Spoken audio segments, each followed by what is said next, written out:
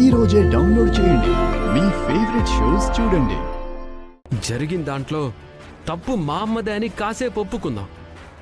మరి నువ్వు చేసిన దాన్ని ఏమంటారు? ఆవిడ మా అమ్మ అని నీకు తెలీదా? ఆవిడింట్లోనే ఉంటూ ఆవిడ పడేసిన ఎంగిలి మెతుకులు తింటున్నావని మర్చిపోయావా?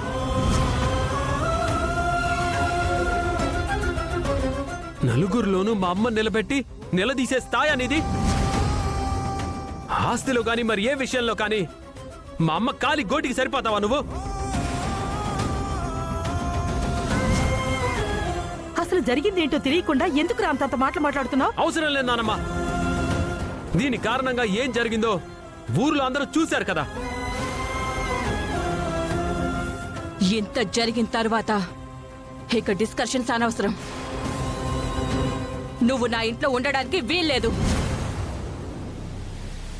వెళ్ళిపో.